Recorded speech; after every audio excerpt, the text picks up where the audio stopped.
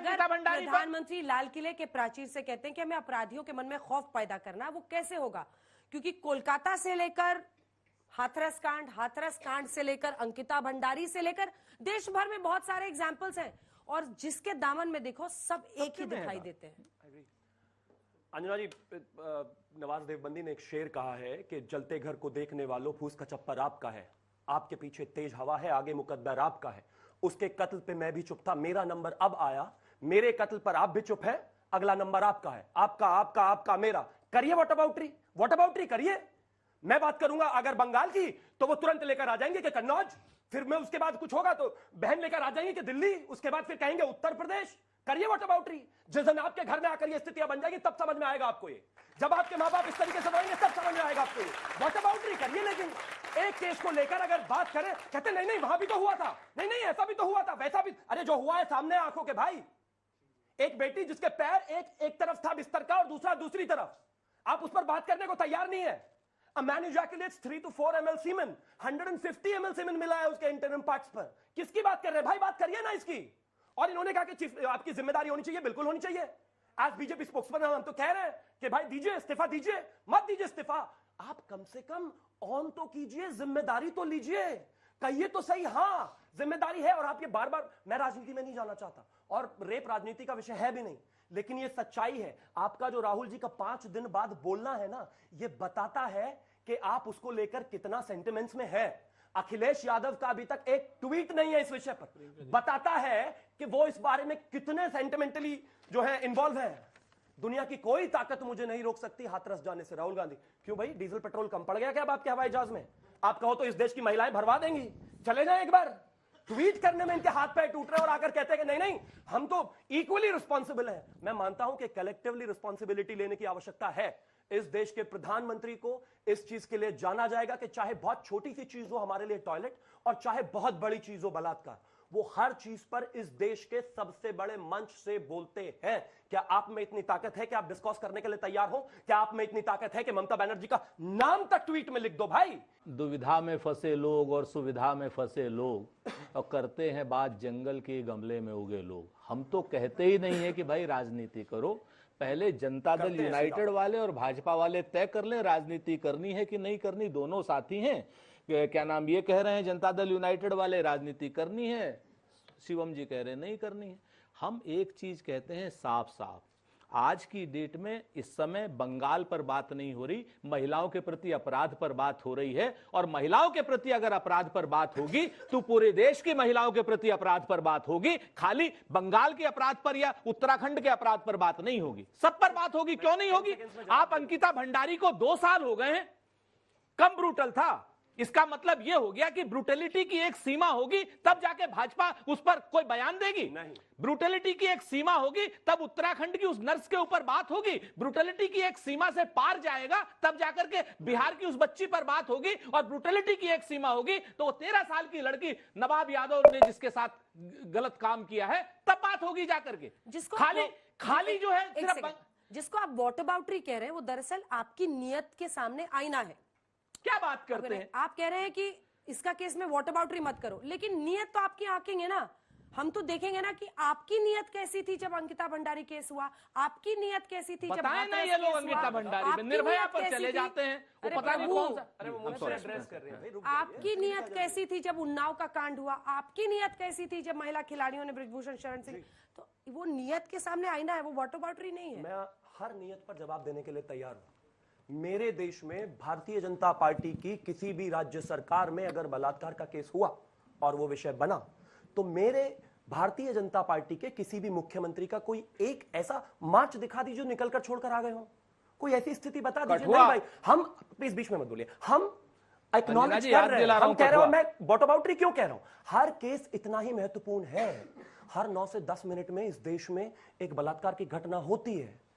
इनका जो इंटेंशन है वो गलत है। अब उठाकर बीच में बाकी सारे केसेस को लाइए, हर रोज बात कीजिए रेप पर, मैं तैयार हूं। प्लीज करिए। नहीं,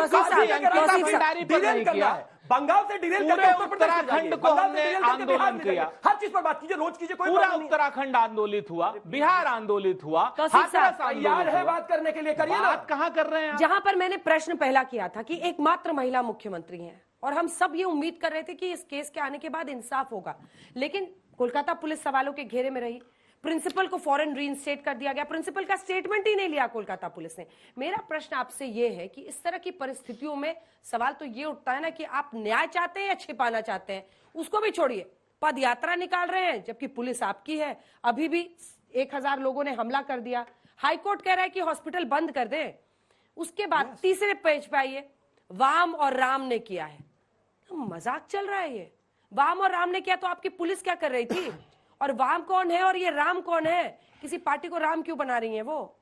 छोटा सा जवाब। देखिए अंजना जी, लगभग 19 या 20 केसेस दर्ज किए हैं पिछले 2 साल में सीबीआई ने बंगाल में, और केवल 2 या 1 कन्विक्शन हुआ है।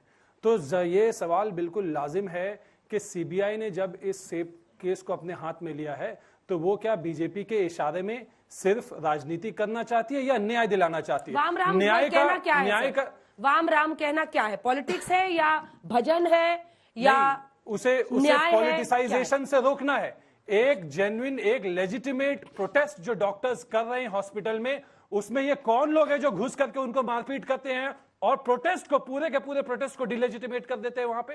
भाई अगर ममता बनर्जी आज रैली निकाल रही हैं, ये उनका मांग है कि आप इमीडिएट ट्रायल स्टार्ट करो और फांसी में डालो। आपके पास ऑलरेडी एक अक्यूज्ड है, बाकी अक्यूज्ड को आप जवाब दे ही दो। सीबीआई के हाथ में पिछले 3 दिन से मैटर है। आप बताइए, CBI day to day update दे कि किसको अरेस्ट किया, किसको समन किया, क्या मटेरियल उन्होंने कलेक्ट किया।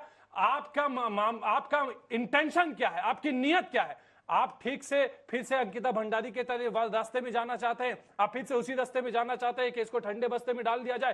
प्रधानमंत्री ने पूछा कि कैसे न्याय दिया जाए, कैसे डर पैदा किया जाए। ममता बनर्जी ने जवाब दिया है कि डर देने का तरीका है फांसी में डालो, एक अल्टीमेटम दो। एक बात के लिए तो मैं दाद देना चाहती हूँ, करे। मैं सही हूं तो पेशे से आप वकील ही हैं।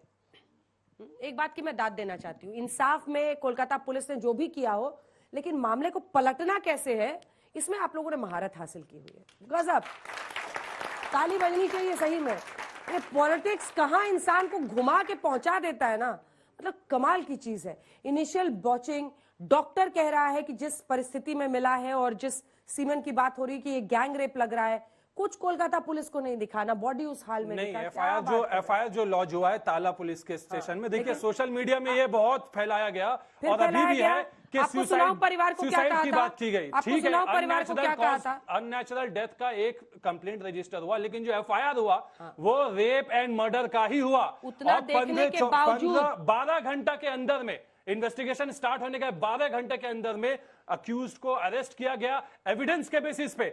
37 लोगों के खिलाफ समन इशू किए थे कोलकाता पुलिस ने। आप नोट करके लाए कोलकाता पुलिस ने क्या क्या किया। एक सिंपल सवाल पूछती हूँ, आप तो लॉयर हैं, अगर बच्ची का शरीर के दोनों पैर अलग अलग हिस्सों में, जैसा कि उसकी मां बना रही, एक बार जरा सुना देते हैं इनको, फिर से सुनाइए इनको, और ये पूछिए कि कोलकाता पुलिस ने फिर कंप्लेंट अननेचुरल डेथ का लिखने की हिम्मत कैसे की। आप जवाब दीजिएगा, सुनिए इसको। करीबन 10:30 बजे मेरे पड़ोसी को मैं चीखते बिखलाते हुए, रोते हुए मुझे वो लिपटती है और कहती है कि सब कुछ खत्म हो गया। मैंने कहा क्या हुआ? नहीं, मेरी लड़की ने सुसाइड कर दिया है, ये खबर आई है हॉस्पिटल से। मैंने कहा सुसाइड? किसने कहा, कैसे? बोले नहीं, उन्होंने कहा कि ये सुसाइड हुआ है। हम 4 जन, मिस्टर मिसेस, हम और हमारे एक और कर्मचारी, हम जब जाते हैं वहां हमको 3 घंटा खड़े रखा। एक पेरेंट्स जिनकी बच्ची 31 इयर्स ओल्ड की ऐसी खत्म हो जाती है, उनको 3 घंटा खड़ा रखा और ये हाथ जोड़ती रही, माँ बाप हाथ जोड़ते रहे, हमें एक बार दिखाओ, हमारी बच्ची का मुंह एक बार दिखाओ। हमको नहीं दिखाया गया। 3 घंटे तक खड़े रहने के बाद ये दोनों हस्बैंड वाइफ अंदर जाते हैं सेमिनार रूम में, और ये पापा अपने dead body of the girl जिसके मुंह में खून था फोटो खींच के लाके मुझे दिखाते हैं। उन बच्ची का शरीर में कोई कपड़ा नहीं था, पैर दोनों राइट एंगल में मिला गया। राइट एंगल में, एक पांव बेड के इस तरफ, एक पांव बेड के इस तरफ मिला गया। जब तक पेल्विक गर्डल नहीं टूटता है, इस तरह दो पांव को नहीं चीरा जा सकता है।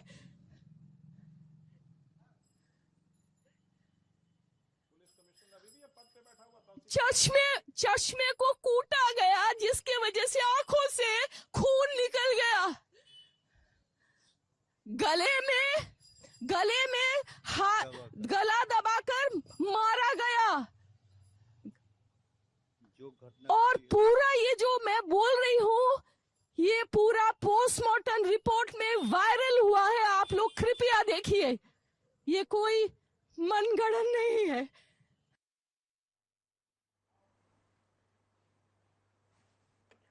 तौसीफ साहब,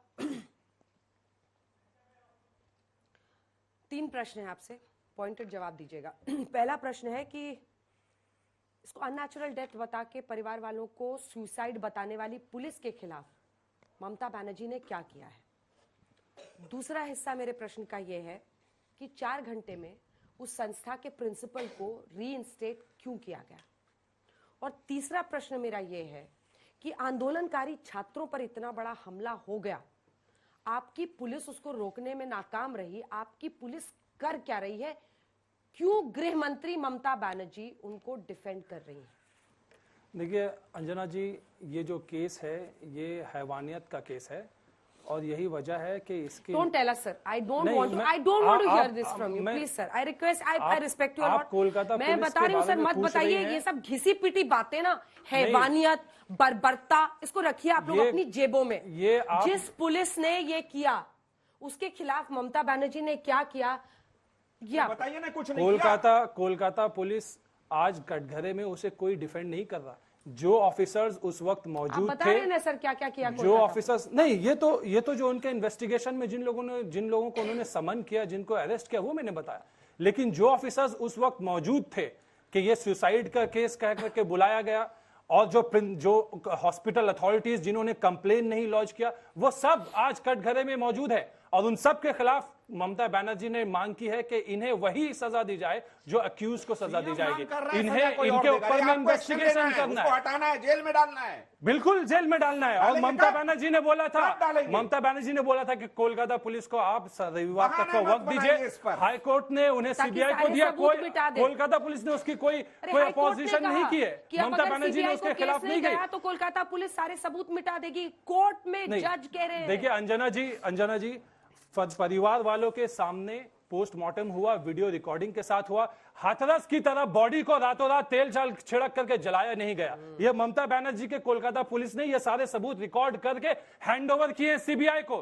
सीबीआई पिछले 4 दिन से क्या कर रही है, वो किन किन लोगों को बुला रही है, कोलकाता पुलिस के किन अफसर के खिलाफ उन्होंने नाम घर में लाया, जवाब दीजिए और उन्हें सस्पेंड